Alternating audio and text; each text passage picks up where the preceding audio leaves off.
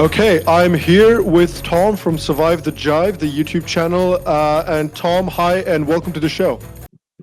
Hi, Sham. Thanks for having me on. Yeah, absolutely. So, again, we were talking about this a little bit offline, but what I find very interesting about your channel, and I came across this recently, is that I didn't even know, and I'm pretty sure a lot of my audience wouldn't really have much of a clue about, any sort of paganism still existing in Europe. So, what has been sort of your journey towards paganism? Because I assume that you come from an originally Christian family. So what's been your journey like? Yes, that's correct. I come from a Roman Catholic background. I was raised Roman Catholic, and my personal journey was that I went through an adolescent period of atheism, where I rebelled against the religion I was raised in for quite metaphysically crude reasons. I mean, I didn't have a great deal of theological understanding or religious knowledge, but from basically seeing my knowledge of the exoteric understanding of Christianity and my knowledge of science was enough for me to make that obvious, like, adolescent rejection of, talking snakes in the Garden of Eden. I'm not going to believe in that, and I don't believe in this. And since there was no esoteric, representative knowledge, like, these myths are actually, these are just myths that symbolize eternal truth or anything like that. No, they say you have to believe in it as an exoteric truth. Right. So there is no room for any, like, even quite, someone with that kind of level of knowledge of an adolescent is obviously going to quite obviously reject Christianity. And then later on, when I matured a bit and I start studying religions more, I decided, I also just intuitively feel that the world was not dead, that the world itself implies something beyond the physical. Right. Like the experience of being in the world, like, gives you an intuition of something beyond. So then I start to look at what it is and what different traditions are, and how they interpreted it. So I start looking, just reading about ancient Aztec beliefs or about the Roman beliefs or Greek beliefs and things. And then I start to think about, well, I'm an Englishman, so what did English people used to believe? Right. And I start to look at that, and then I went to study it. And well, actually, before I went to study it, I started to believe in it. So it was sort of like an academic, like, interest, and purely like I was studying it for knowledge, but I was also looking for, like, answers. And then, like, I just have more personal experiences, like religious experiences that I won't discuss. But sure. Overall, that just led to me to, have a conviction and belief of my in the gods of my ancestors. Sure. And what is, British paganism or indigenous British religion like? Well, because Britain as a nation is a composite of nations, England, Wales, and Scotland. The peoples are therefore into two broad groups. You could say the Celtic and Germanic backgrounds, and they had two different types of paganism, which are as different from each other as they are from Hinduism, but they also have some similarities. But so people who practice paganism in Britain usually either practice one or the other, but there are also either Celtic paganism or Germanic paganism. So the one I practice is Germanic paganism, which is more like the kind of Nordic paganism with the Vikings, but different because it's more it's not about Scandinavia, it's about England. Right.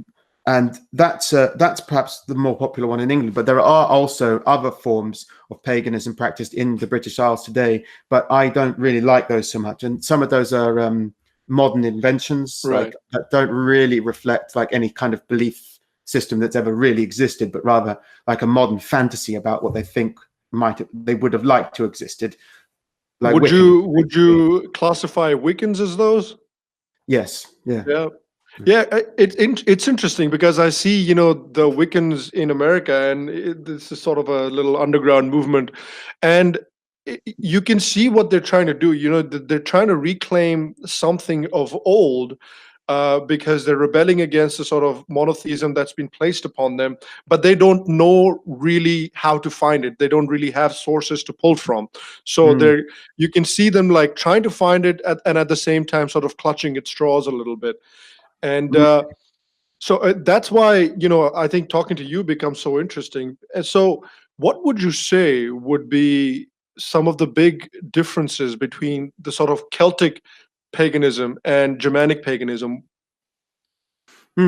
Well, the thing is, we neither of these types of paganism have been practiced non-stop like Hinduism in India. Right. There's a big gap between the days when it was practiced and after the Christian conversion, and then the revivals. And the revivals are based on a combination of the written sources, mainly Christian ones that were written down in medieval times, and the folk customs that peasants have preserved in the British Isles, which obviously derive from before Christian times.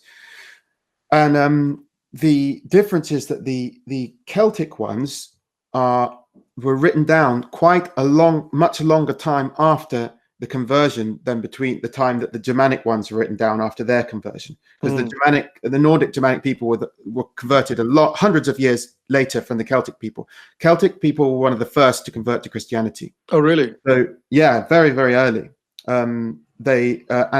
Ireland, for example, the conversion to Christianity in Ireland was quite peaceful. The Irish were quite, the Romans brought Christianity to the Celts in Britain, but not into Ireland. The Irish voluntarily took on Christianity. And then there were some like Welsh people like St. Patrick who went there as well to try and encourage it.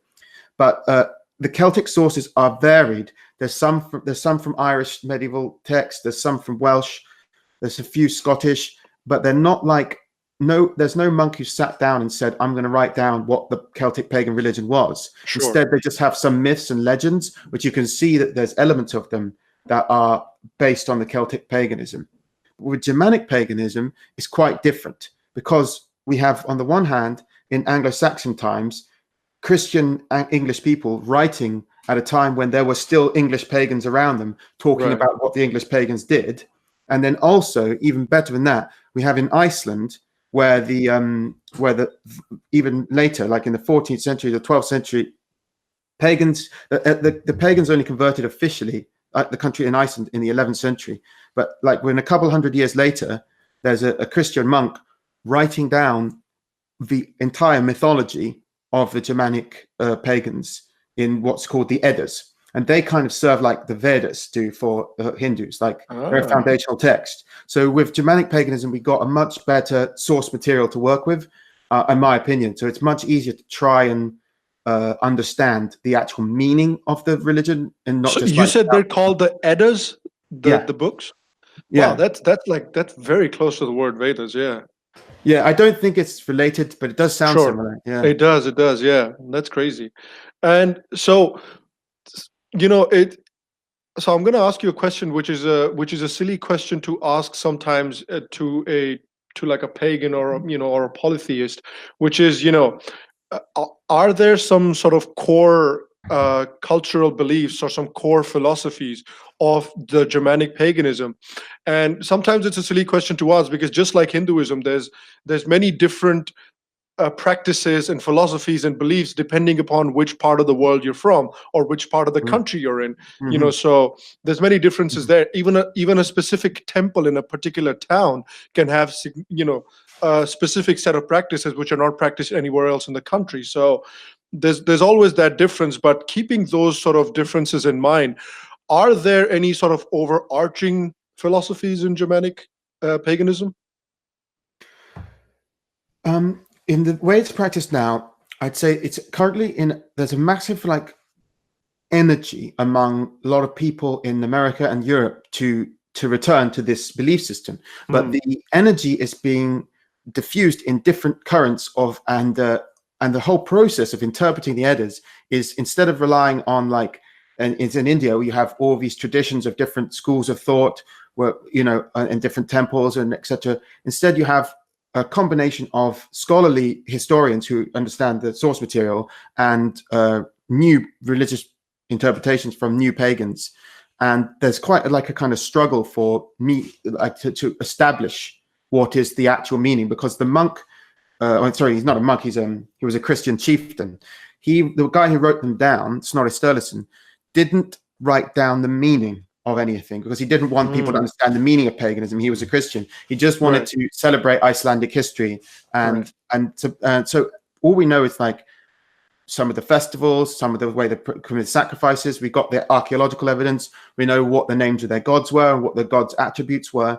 But in order to understand like meaning behind it, I think you have to look at other polytheistic traditions like Hinduism, like the Vedas, and also the Neoplatonists, which is a very late in Rome, like and Greece, the pagans who were responding to Christians with polemics and talking about, and basically the philosophical justification for real meaning.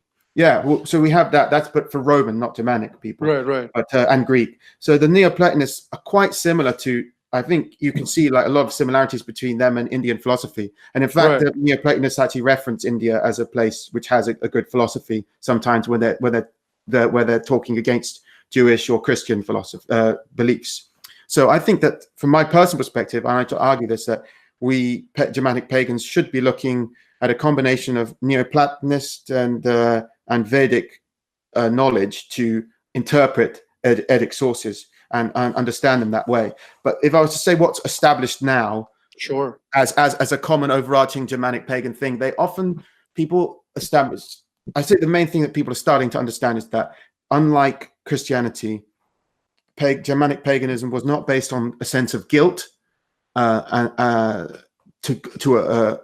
a personal god, to a personality, to a supreme personality, but instead a sense of either conflicting ideas of pride and shame.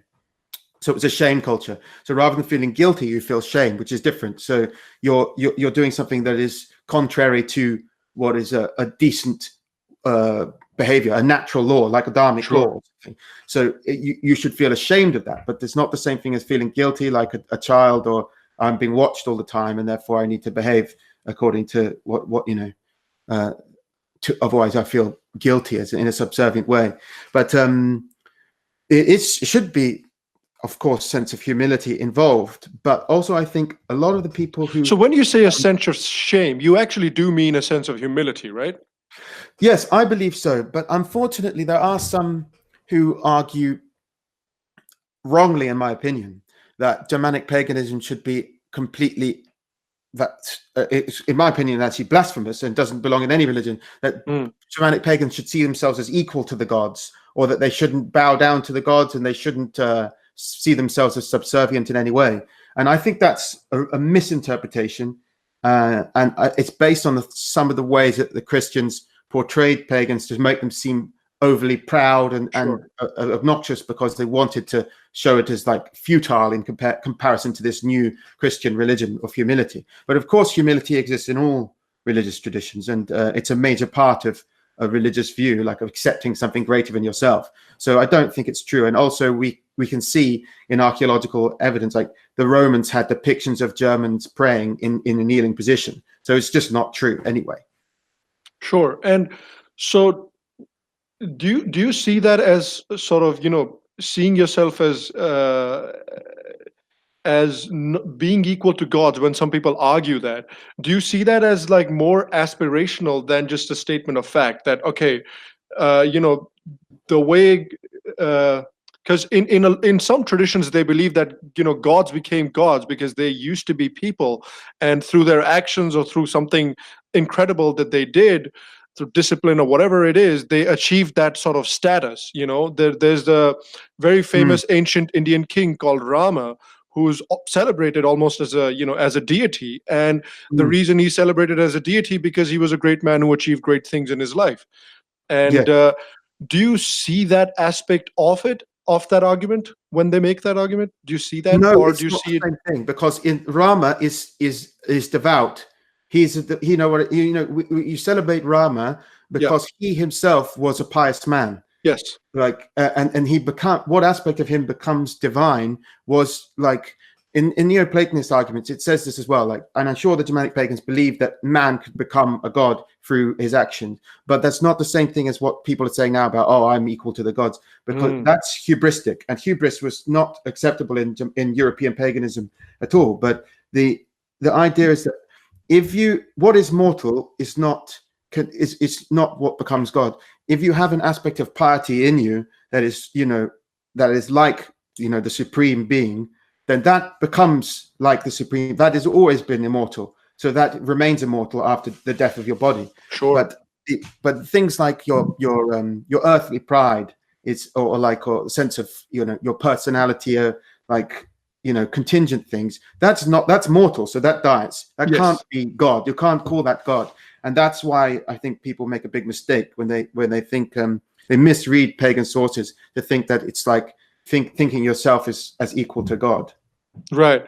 So do you think they mean it in the sense that, what you were talking about is that little spark of consciousness that exists within you, that is present in the rest of the cosmos as well, that, that doesn't just die when the body dies?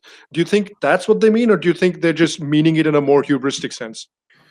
I wish they meant it in the first sense. If people mean it in the first sense, then I agree with them. But I don't think they do. I mean, it's specific to Germanic paganism, and I think it comes from a myth that's about 100 years old, and it came from a guy called Hans Günther something, and he wrote a religion called the Religions of the Indo-Europeans, and basically he argued that like this was the nature of the original Indo-European view, that was like they were really not.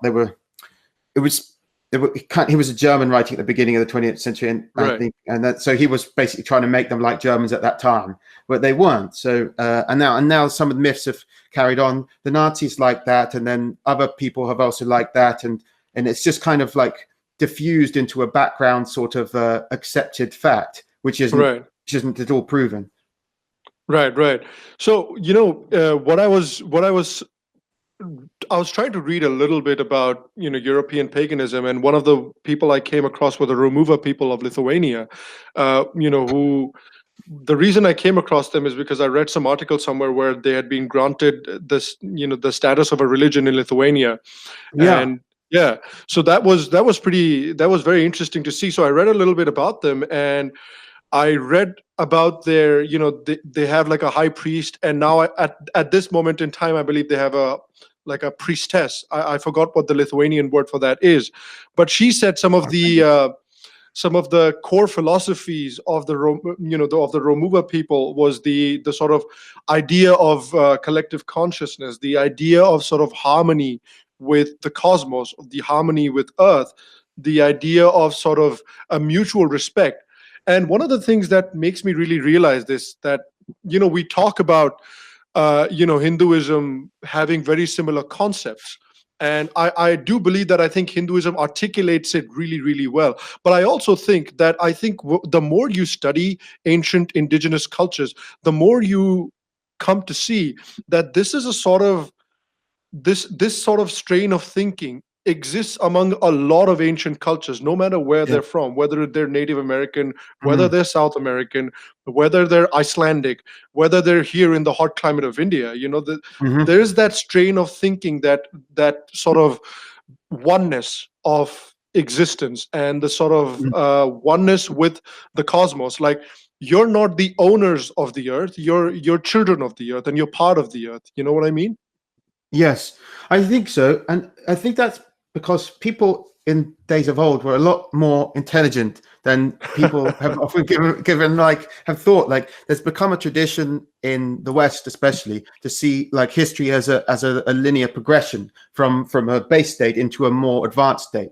But then when you look, if you actually read, ancient literature, like from all these different cultures, you're constantly shocked at how advanced they are, and like the level of discourse is often far beyond what we see in like modern times, or at least we're just repeating things that they already knew a long time ago. So I think that's because traditional cultures did devote a lot more of their time to thinking about metaphysical, religious matters, and as a result they came to very sophisticated conclusions all different parts of the world, because there's only, it's kind of like maths. You can different cultures can approach the same sum, but there's only one answer. So they all, after like, you know, the wisest people in the cultures come to address these problems, they come to similar answers because they're coming towards the same truth. That's right. And you know, one of the things that I found is like I'm sure people are smarter today than they were before, simply because, you know, we know more things today. You know, science has progressed to a great extent as well. So sure, that aspect of it I agree with, like people are smarter now.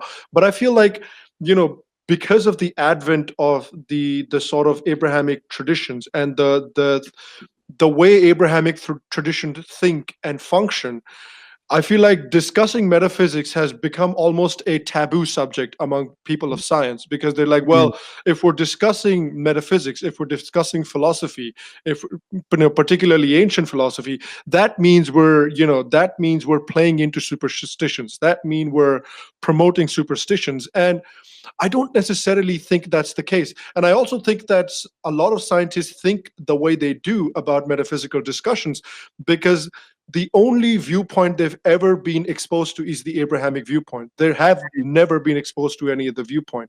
So many atheists and many sort of science-focused people, when they're thinking of metaphysics, they're thinking about, you know, Abrahamic metaphysics. And I think there's a much deeper and a much richer ancient metaphysics that is there for us to explore, but we're avoiding it because, you know, talking about that is taboo and it's unscientific.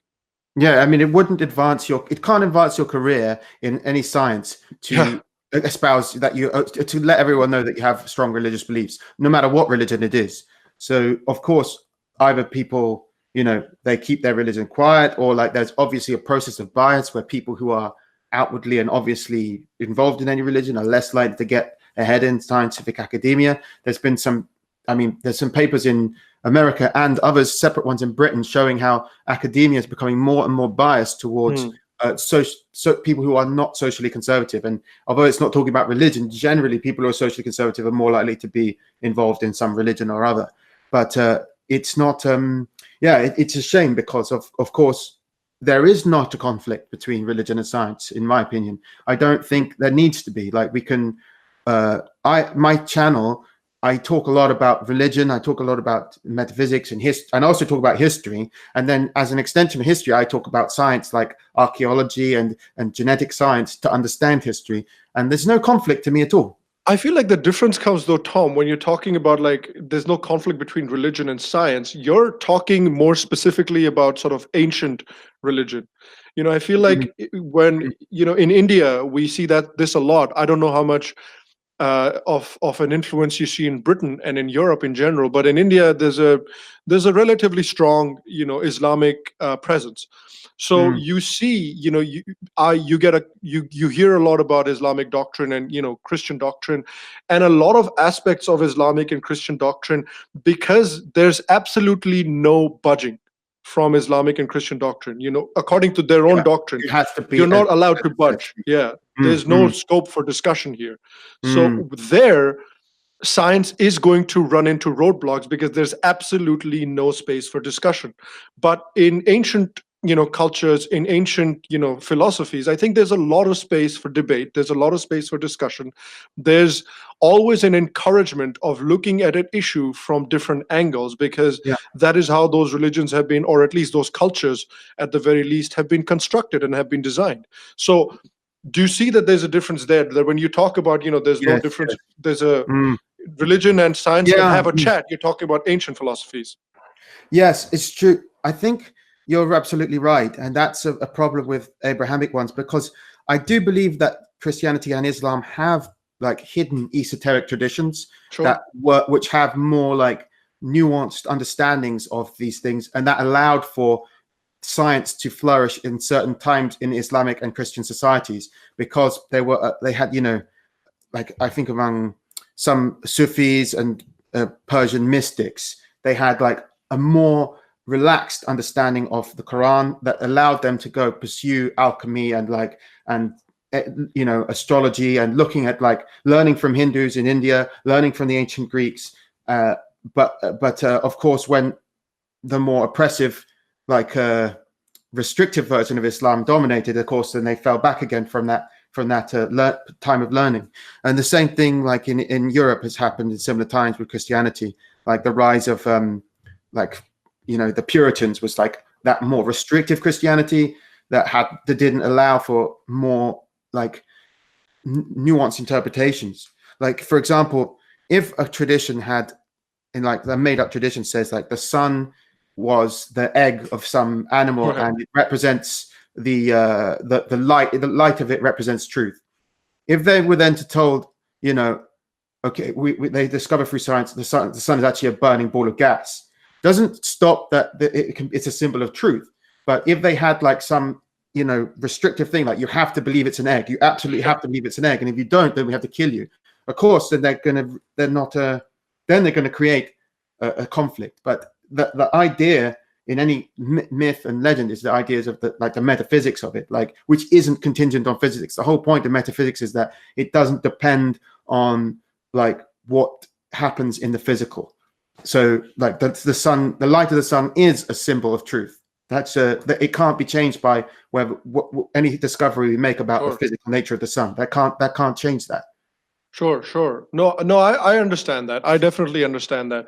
And I feel like that's where I think, I feel like that's where sort of ancient culture has a leg up in terms of it can be congruous with science. It can, you can, develop science, and you can have metaphysical discussions under those cultures. And, I watched a very similar video of when I was doing a little bit of research on the remover people. I watched a video of this lady speaking essentially the same thing, Mm-hmm. So there is that agreement among different cultures, even though they're separated by vast amounts of land, there is that understanding that, in our culture, in our traditions, it's okay to question.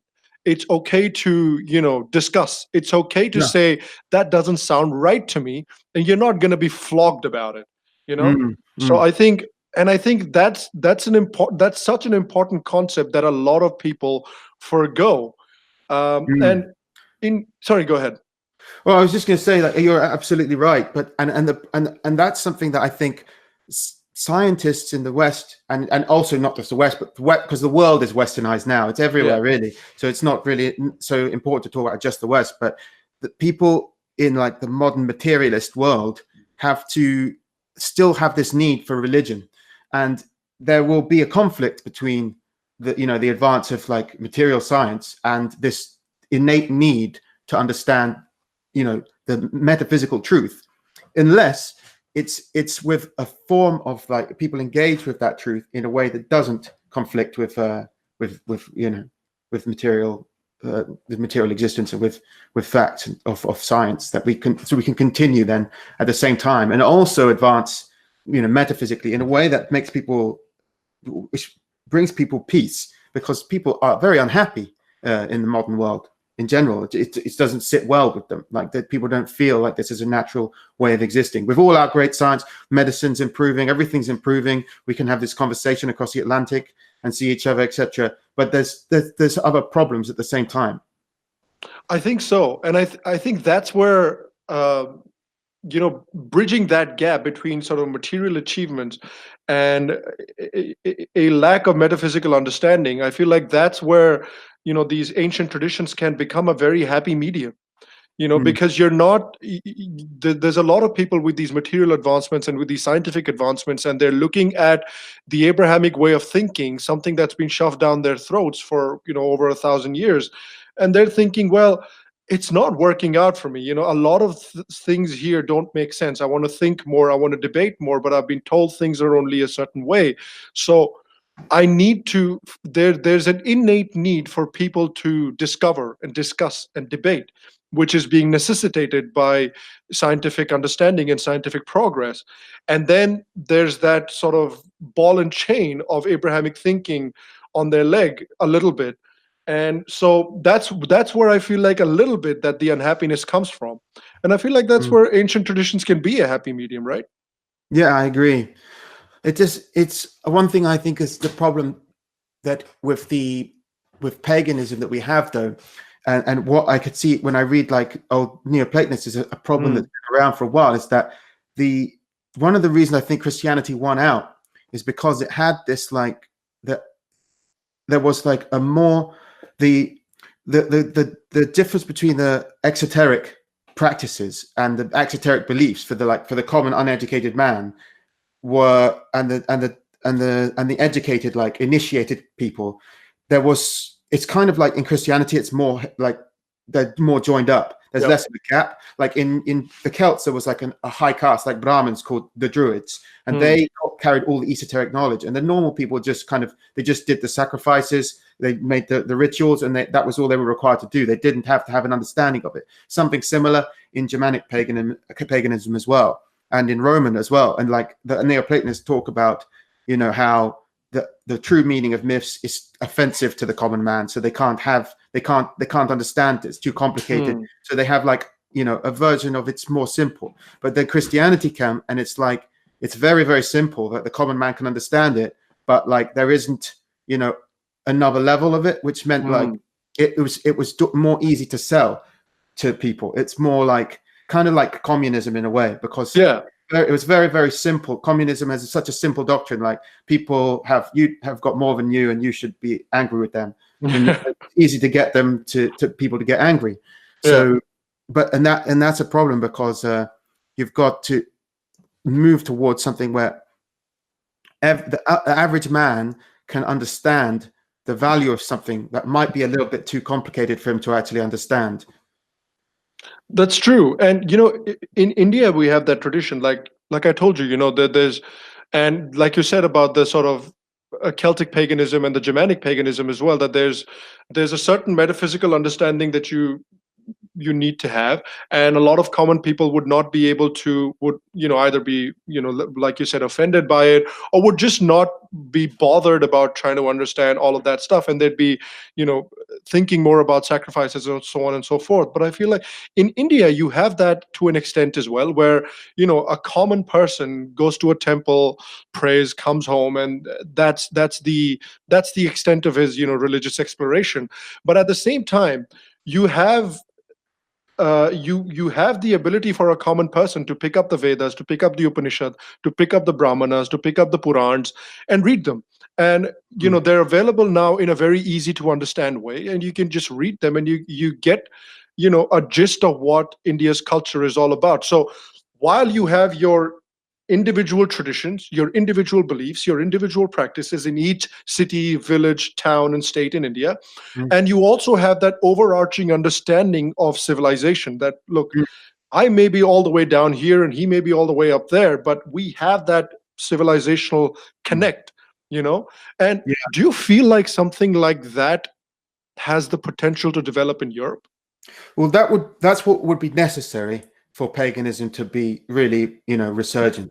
And that's what I'm not certain of at the moment. I am a pagan, not because I think I have absolute faith that paganism is going to be the religion of the future. I'm a pagan because I believe in the God. So that I would hope that this can happen. We can have this like India has achieved. But what India has now is the product of thousands of years of development. And what the resurgence of paganism in Europe is only about 100 years of resurgence. So that's what we need to have. A kind of a civic, it would have to emerge as like a civic religion and identity, so that like people would be participating in rituals and sacrifices or whatever, even if they didn't believe in them, because it like you've got three kinds of people doing it. One, the average guy who believes in the gods and wants to please them. Two, the person who doesn't believe in them, but he's just doing it because it's what's the right thing to do in the culture. And thirdly, the people who have a higher knowledge of the religion and a higher understanding, and they're preserving the esoteric and important knowledge behind all the rituals. So, but at the moment we're not near to that. We're not close to that. So it's in its very early stages, the resurgence at the moment. Sure. What sort of reaction do European pagans get from like the general population of Europe? Mixed. I mean, it depends in different countries. I mean, I'm most familiar with Britain and Sweden, the countries I've lived in.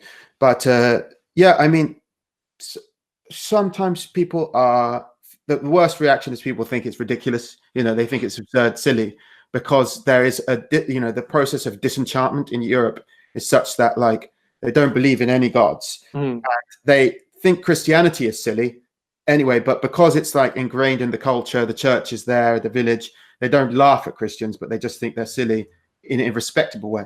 Whereas with paganism, they think not only is it's so silly in the same way Christianity, because they believe in gods which can't be real, but also it's not even part of like, it's not ingrained in our culture anymore. So they don't understand the motivation.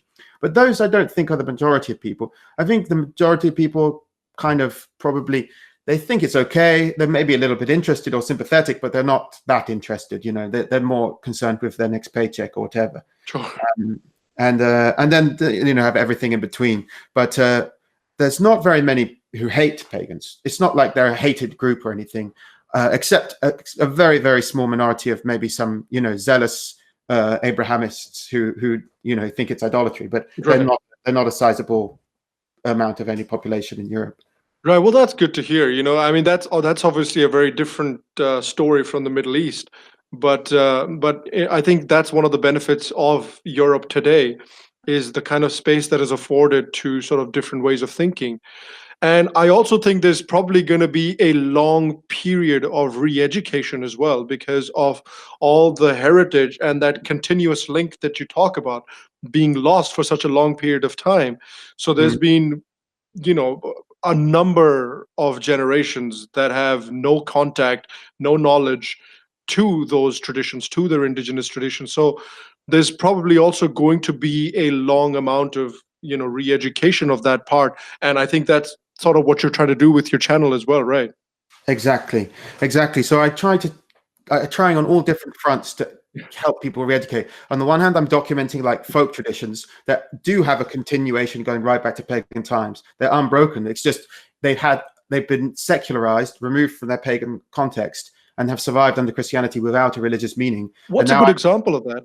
Oh, well, I uploaded yesterday a video about wassailing in England, which is, wassailing comes from an old Anglo-Saxon word meaning wassail is like be healthy, it gives health to you. Okay. And that was like wassailing is like the singing of health.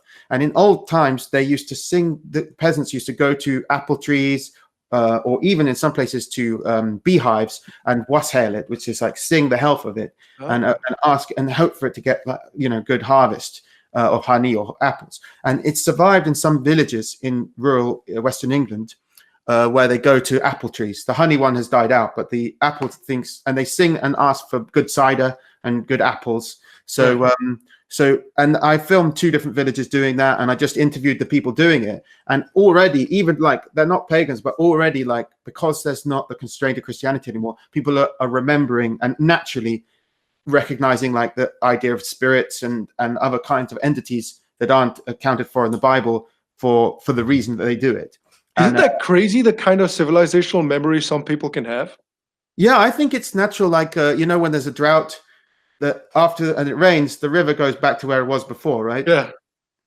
Yeah, I do. I think it's just so crazy. I was reading about the Zoroastrians in Iran as well, and they have a very similar story where they're like, they've been Islamized for such a long time, but now in 2018, 2019, you have a lot of young Iranians that are returning to their native Zoroastrian roots, and they're finding stories, and there's still stories, and there's still legend, and there's still traditions that are maintained despite 1,000+ years of Islamization. And I think that speaks in a large measure to the sort of robustness of these ancient traditions as well.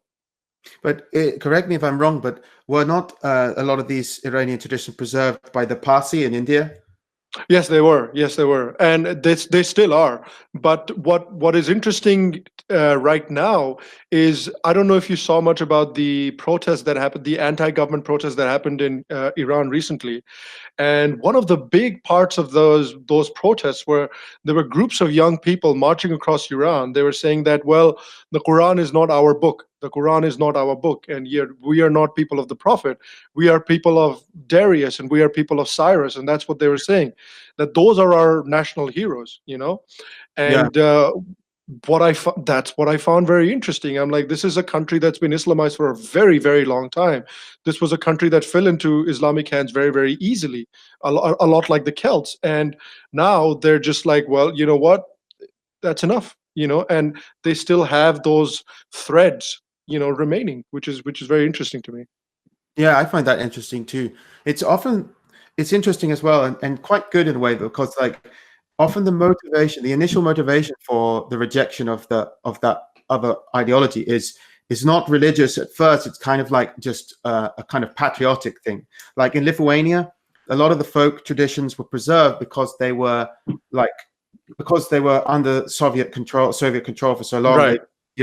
And they wanted to keep something Lithuanian. Like they didn't want to speak Russian; they wanted to speak Lithuanian, and they have all these folk traditions and things. So, and similarly, like Iranian, like Zoroastrian revival is somewhat motivated by just regional pride. But I don't think that's like a good end point. You can't, like, regional pride isn't religious in itself, Right. but a good starting point if like your national pride leads you to discover like a proper religious tradition, then it's good. Right. Yeah. Happening, yeah. Yeah, I definitely see that as well. And you can see that in Iran right now. That's a very good example of that. It's nationalistic pride, it's anger against the government, which then translate into what happened to our country, and which then translate into what happened to our culture. Where did our culture go? The Persians had a great thriving culture, which was pretty much extinguished, and it's interesting to see. Again, I'm not saying the whole of Iran's going to be Zoroastrian tomorrow, but I'm saying that there's a little flicker there. There's a little flame there, and that's what I find interesting. And with you, what do you see in having lived the life, having had experience among different pagan cultures across Europe? What do you see as the future of European paganism? Well, I think that I think it's going to continue. I mean, definitely it will continue to exist. It will certainly be a minority religion for foreseeable future. Sure. But what you have now, I mean, I could see, for example, in the UK, I got the stats in 2011. They had a lot of pagans. I think it was, yeah. In 2001, the total was 42,000. Okay. And then in what was it, in 2011 UK census, there were 53,000. Okay.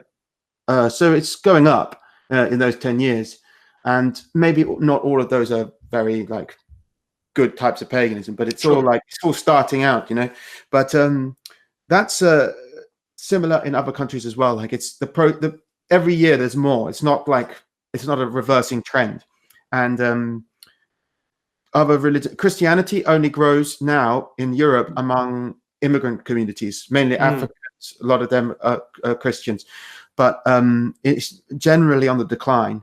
And Islam is on the rise, but people want to say like, oh, Muslims are growing religion, but it's not the case that lots of people are converting to Islam. That's not. No, it's mostly immigration, right?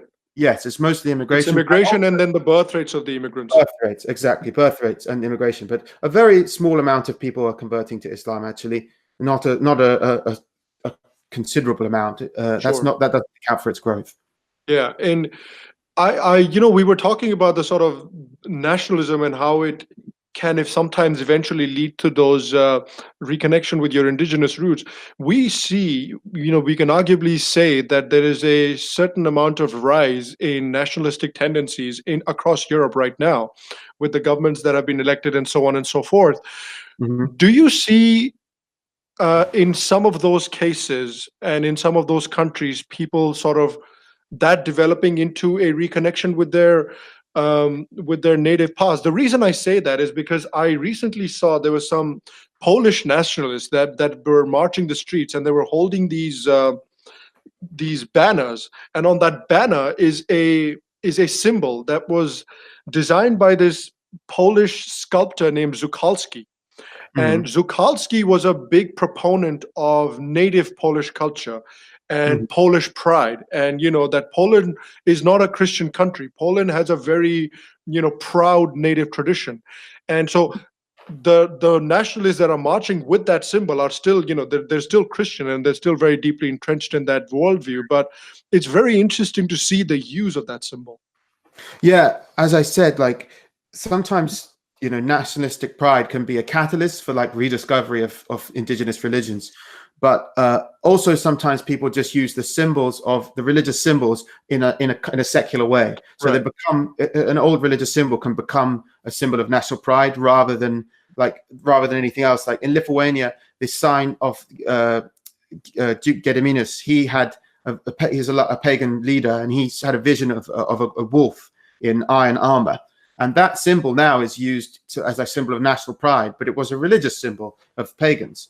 So, and there's examples all over the place. Of course, it's a lot of in Sweden. A lot of the Persian immigrants wear a necklace with the Zoroastrian Zoroaster on it, with the wings. Oh wow, really? They wear it to show that they're Persians, not to show that they're Zoroastrians. Right, so, right.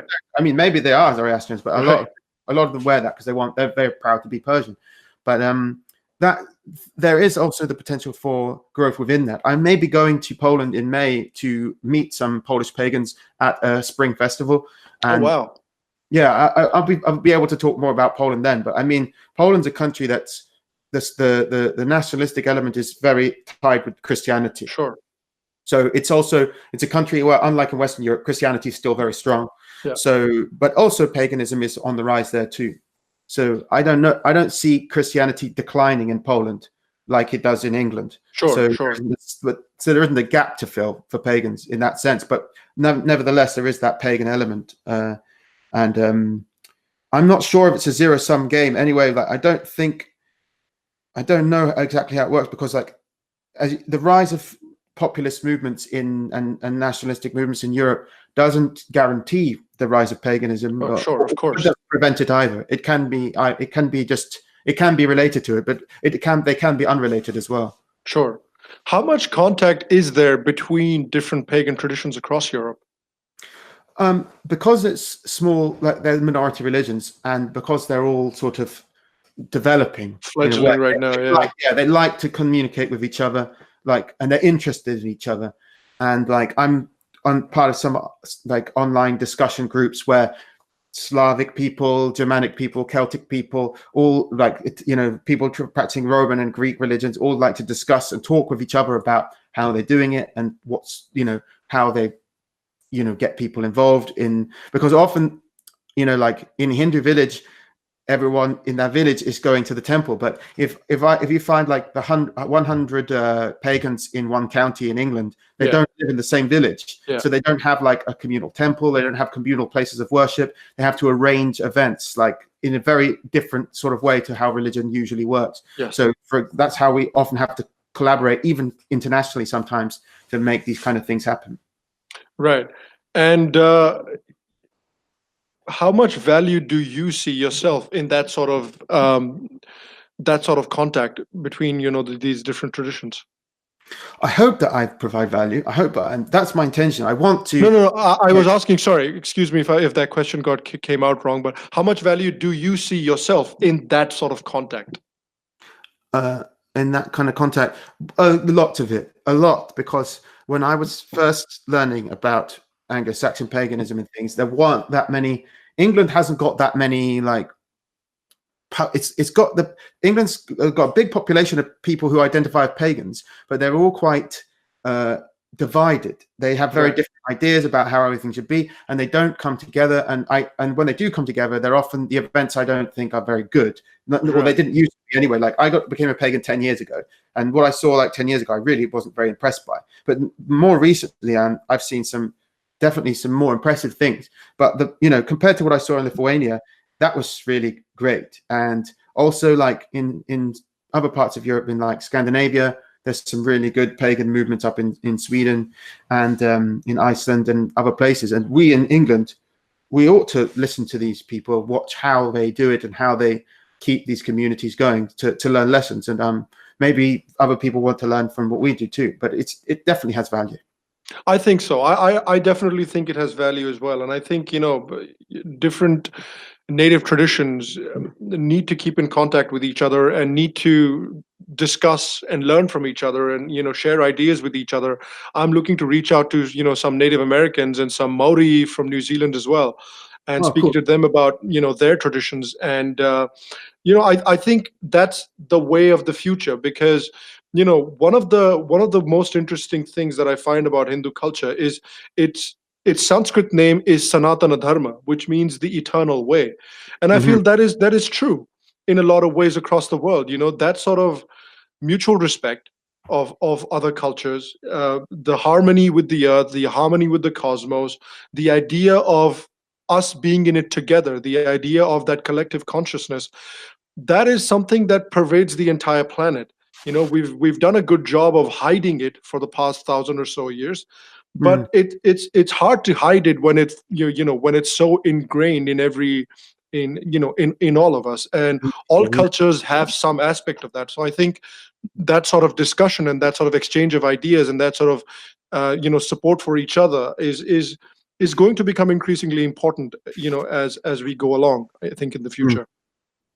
Yeah, I agree, and I hope so. But it's good to. I mean, India especially has been one area that I wanted to look at, because it's not like the European examples. Is that there's an ongoing, religious tradition in India, which it just is so different to Abrahamic religions, and it gives us a much more clear vision, in my opinion, of what religion used to be like in Europe, that we could get than other places. But I mean, even other places, like I'm sure Shintoism in Japan has some similarities as well, and Native American religions as well have are interesting. And I went, even before I became a pagan, I went to the Amazon jungle in 2008, and met like tribal people in the jungle, and Wow. they're pagans in a different way, and a less developed form of paganism, but it's a more a hunter-gatherer paganism. Sure. That's very interesting too, and it was enlightening for me to speak to them. I agree, and I hope we can continue to share ideas. I hope we can continue to talk in the future. It was really great having you on today, Tom. So again, thanks a lot for doing this, man. Oh, thank you for having me. I really enjoyed speaking to you. Yeah, me too. Me too. It was really fun, guys. Make sure to go check out Tom's channel. It's called Survive the Jive. It does some fantastic work, and it's very educational about European paganism and the state of European paganism today. And I've thoroughly enjoyed watching a lot of his videos. So again, thanks a lot to you, Tom. Thanks for everybody for joining me live today. We will see you again for the next episode. If you like what we do here on the Sham Sharma Show, make sure to subscribe to the show's channel. And I will see you next time. Until then, bye-bye.